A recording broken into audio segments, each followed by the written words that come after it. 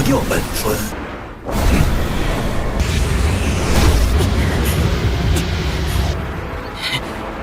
再怎么说，本尊天第二。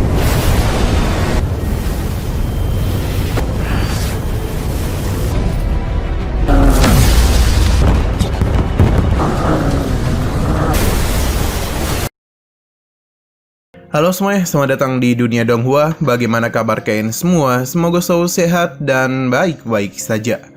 Sesuai jadwal, jadi pada hari ini kita akan kembali melanjutkan series Donghua Battle Through the Heaven Season 5 episode 123. Namun sebelum kita mulai alur ceritanya, lebih baik kita lihat dulu apa saja yang terjadi di bagian sebelumnya. Di tengah hutan, Xiongxing dan Chou-Ying menyaksikan Xiaoyan yang bertarung melawan Chen Xian dari Sekte Xuanmi. Dia dibantu oleh dua tetua tinggi Dozong. Xiaoyan pun berhasil mengalahkan mereka berkat kecepatan, strategi, dan teknik boneka iblis buminya. Chou-Ying pun kagum pada Xiaoyan, sementara Xiongxing cemburu dan memberikan fitnah kepadanya. Akan tetapi Xiaoyan itu tetap dan menolak aliansi yang ingin mereka ajukan. Di Sungai Danling, Xiaoyan menjinakkan monster penjaga dengan menggunakan buah beracun untuk mencari bahan pil esensinya. Sementara itu, Xiongxing terjebak dalam penghalang jiwa oleh Istana Jiwa. Xiaoyan terlibat dan berjuang melindungi Chou-Ying yang menghancurkan penghalang tersebut. Mereka pun melarikan diri, tetapi Xiaoyan kembali bertarung melawan tetua Istana Jiwa. Saat terdesak itulah seorang misterius menyelamatkan dirinya. Scene melanjut di dalam sebuah hutan, terlihat Xiaoyan, Xiongxing, dan Chou-Ying yang terus berlari dari kejaran pasukan Istana Jiwa. Di tengah-tengah perjalanannya, Chou-Ying pun sempat memberitahu Xiaoyan kalau mereka terus pergi ke arah lurus di arah depan, maka mereka akan tiba di sebuah wilayah warcraft yang dipenuhi oleh banyak monster. Dengan kata lain, jika mereka tetap ngotot pergi ke wilayah warcraft, maka mereka akan berada di situasi yang mendesak, yang mana mereka pasti akan dikepung oleh dua sisi, oleh para monster maupun pasukan Istana Jiwa. Meskipun begitu, Xiaoyan sama sekali tidak mempedulikannya. Karena sepertinya dia telah memiliki sebuah rencana yang akan berhasil jika mengandalkan dan memanfaatkan para monster. Belum sampai di wilayah Warcraft, tiba-tiba saja perjalanan mereka terhenti karena kedatangan tetua Istana Jiwa. Melihat hal demikian, Xiaoyan pun bergegas pergi menjauh serta menyuruh Xiongxing dan Chou-Ying agar bergegas pergi secara terpisah. Tak tinggal diam saja, tetua Istana Jiwa pun langsung menggunakan kekuatannya untuk menangkap salah satu dari mereka, yaitu Chou-Ying. 不掉本尊。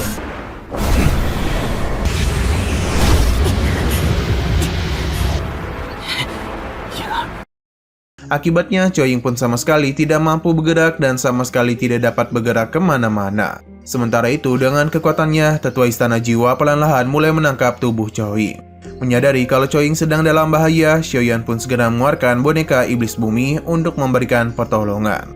Hingga pada akhirnya, Chou-Ying pun berhasil terselamatkan. Setelah itu, mereka kembali melarikan diri dari kejaran tetua Istana Jiwa yang bernama Mugu itu. Namun kali ini mereka akan pergi secara terpisah untuk mengecohnya. Di antara mereka bertiga, satu-satunya yang membuat Mugu menjadi begitu tertarik adalah Xiaoyan. Oleh karena itu, ia pun langsung bergerak mengejarnya. Ketika Xiaoyan terus terbang melarikan diri, secara tiba-tiba Mugu mengucapkan sebuah kata-kata yang membuat Xiaoyan tersadar kalau tetua Istana Jiwa yang ada di hadapannya adalah Mugu.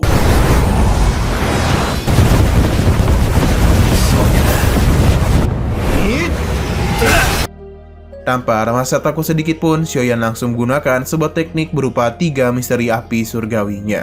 Dan teknik ini Xiaoyan berhasil mengubah wujudnya dari perubahan pertama hingga perubahan ketiga, yang membuat warna rambutnya dan secara keseluruhan berwarna putih es. 再怎么说，本尊 天第二。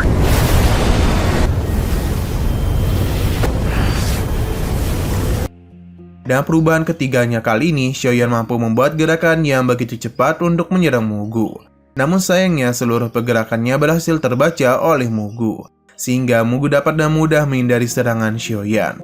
Bahkan sekalipun dia menggunakan pedangnya, serangan Xiaoyan masih dapat dan mudahnya ditahan oleh Mugu. Tak menyerah begitu saja, Xiaoyan masih mencoba mengerahkan seluruh kekuatannya untuk melepaskan sebuah serangan ke arah Mugu. Ketika serangan Xiaoyan mulai mendekati Mugu, Mugu langsung mengeluarkan sebuah serangan untuk mengcounter serangan Xiaoyan. Akibatnya, serangan Mugu ini tidak hanya menghancurkan serangan dari Xiaoyan, tetapi juga sempat membuat Xiaoyan terlempar dan nyaris terhabisi. Untung saja, di saat yang bersamaan, Xiao Zhang datang dan langsung memblokir serangan Mugu. sehingga Xiaoyan pun berhasil terselamatkan. 在我的地盘这么大。 Melihat kedatangan Xiaoyan itu, sontak Xiaoyan menjadi begitu terkejut.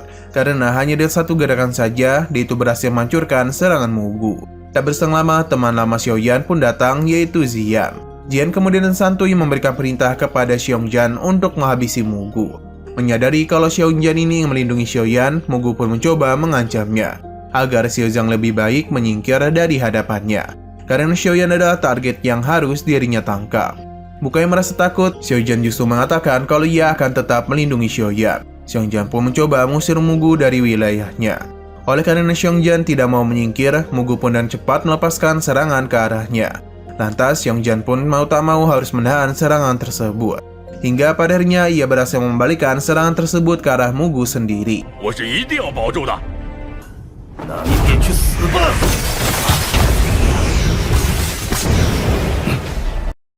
Setelah itu, Mugu dan Xiongjan pun mulai bertarung dengan tempo yang begitu cepat dan penuh kesengitan. Pada pertarungan itu, Mugu dan Xiongjan saling berbalas-balasan serangan tanpa henti, hingga menembus dimensi luar.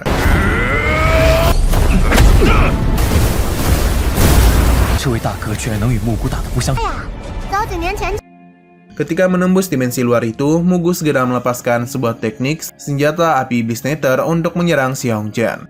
Tak tinggal diam saja, Xiongjan juga langsung mengerahkan kekuatannya untuk menahan serangan tersebut.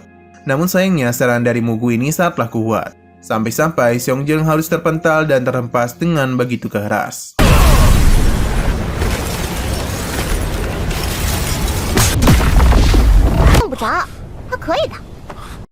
Meskipun begitu, serangan Mugu masihlah belum mampu untuk menghentikan Xiongjan. Xiongjan pun kembali bangkit dan tubuhnya yang sudah berevolusi menjadi seekor monster berupa naga kuno. Dan tubuh yang sudah berevolusi ini, Xiongjan menjadi sangatlah overpower. Hanya dan tinjunya saja, ia berhasil memberikan tekanan yang luar biasa hingga membuat Mugu terpental.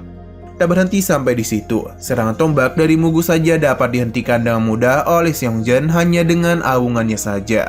Xiongjan kemudian dan tempo yang begitu cepat menyerang Mugu, serta dan serangan yang begitu ganas sekaligus liar sehingga pertarungan pun menjadi sangat sengit. Melihat pertarungan ini, Xiaoyan tampak sangatlah takjub dengan kekuatan beruang naga kuno yang dimiliki oleh Xiongjan. Jian pun memberitahu bahwasanya garis keturunan naga yang dimiliki oleh Xiongjan saat ini masih belum terbangun sepenuhnya. Jika Xiongjan berhasil memiliki lebih banyak pola naga di dadanya, maka dia itu akan dapat berevolusi menjadi beruang iblis tertinggi. Dalam penjelasan Jian ini, Xiaoyan pun mulai menyadari kalau bloodline-nya sangatlah penting bagi makhluk Warcraft seperti Xiongjan. Dulu ketika Xiaoyan pertama kali tiba di Zhongzhuo, salah seorang wanita yang memiliki esensi darah anggota klan Sky Demon Phoenix bernama Feng Xing sempat nyaris membuat Xiaoyan meninggoy, karena Feng Xing sempat menciduk harta berupa darah Phoenix yang Xiaoyan simpan. Padahal pada saat itu, Xiaoyan sedang berusaha untuk memanfaatkan darah Phoenix agar bisa menyempurnakan sayap Sky Demon Phoenix-nya dan menjadi keterampilan bertarung terbang. Kembali ke pertarungan, Triad Mugu yang mencoba membangkitkan sebuah teknik Singa Nether untuk menyerang Xiongjan. Pada awalnya, teknik Singa Nether ini berhasil menghancurkan serangan Xiongjan dan bahkan sempat memberikan sedikit tekanan kepadanya. Meskipun begitu, Xiongjan tidaklah mudah untuk dikalahkan. Dan menggunakan aumannya lagi, Xiongjan berhasil menghancurkan teknik Singa Nether dan membuat Mugu cukup kewalahan.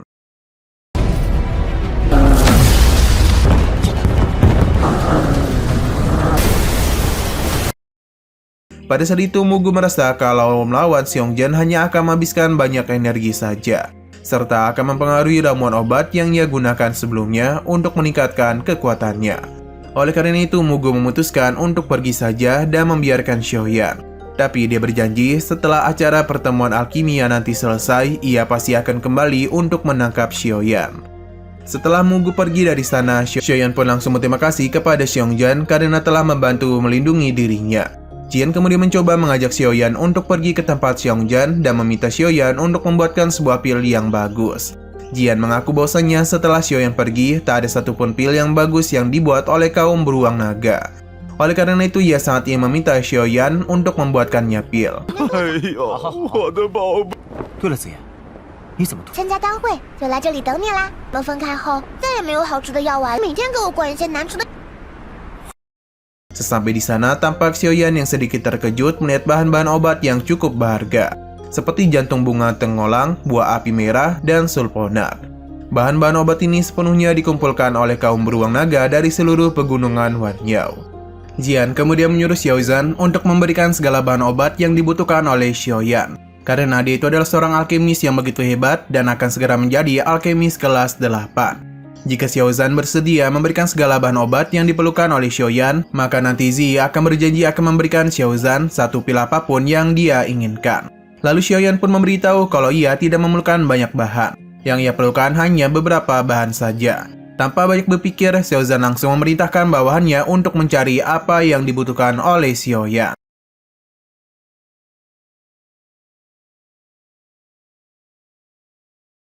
Sembari menunggu bahan-bahannya sedang disiapkan, Xiaoyan berencana akan menyiapkan esensi jiwa inti bumi untuk membantunya menjadi alkemis tingkat 8. Setelah itu, Xiaoyan mulai menyiapkan esensi jiwa inti bumi dan menggunakan beberapa campuran ramuan yang telah ia siapkan. Selesai memunikan esensi jiwa inti bumi itu, Xiaoyan pun langsung mengkonsumsinya.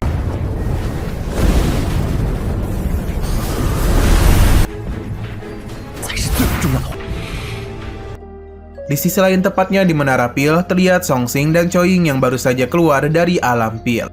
Ketika itu, Choying dan Songxing menjadi begitu panik karena mereka tak dapat menemukan keberadaan dari Xiaoyan. Bahkan Xuani juga tampak cukup khawatir dengan Xiaoyan yang tak kunjung keluar dari alam pil.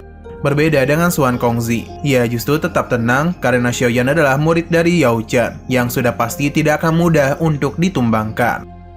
Sementara itu di alam pil, tampak banyak esensi energi spiritual yang begitu agung dari langit dan bumi. Semua itu sedang berkumpul dan terbang mengarah ke Xiaoyan.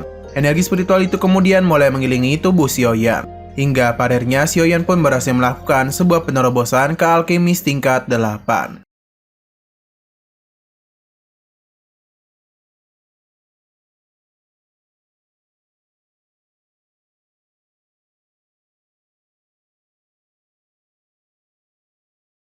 Selepas menerobos, Xiaoyan menyadari kalau dirinya sekarang telah memiliki tubuh segel tangan jiwa. Merasa penasaran dan kekuatan dari segel tangan jiwa, Xiaoyan pun mencoba untuk membangkitkan segel tangan jiwanya.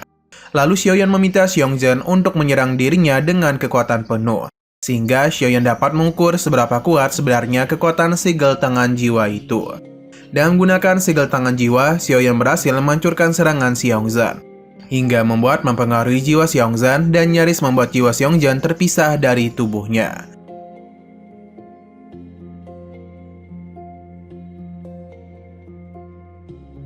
Setelah menguji kekuatan segel tangan jiwa, Jian pun berteriak memberitahu Xiaoyan kalau portal alam pil akan segera tertutup. Benar saja beberapa saat kemudian di Menara Pil, tampak portal alam pil yang perlahan mulai menyusut dan tertutup. Di momen serupa, secara tiba-tiba portal alam pil kembali terbuka lebar. Lalu Xiaoyan, Xiongzhen, dan Jian dan cepat muncul dari portal tersebut. Kedatangan Xiaoyan ini sontak membuat semua orang terkejut sekaligus merasa lega atas kekhawatiran mereka sebelumnya terhadap Xiaoyan.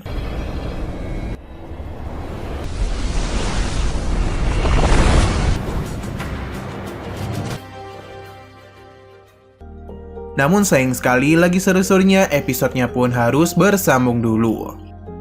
Pada episode 124 nanti, kita bisa melihat bahwa di tengah kompetisi pil yang semakin memanas, para peserta terlihat bersemangat dan fokus menciptakan pil terbaik mereka masing-masing. Proses membuat tampil itu menjadi semakin menegangkan karena kehadiran guntur kesengsaraan pil yang terus bermunculan.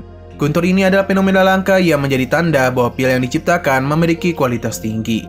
Semakin besar dan berbahaya guntur yang muncul, semakin tinggi pula tingkat kesempurnaan pil tersebut. Di antara para peserta, Songxing menjadi salah satu yang pertama menyelesaikan pilnya. Ia berhasil menciptakan pil tingkat ke-7 dengan stabilitas dan kemunian yang tinggi.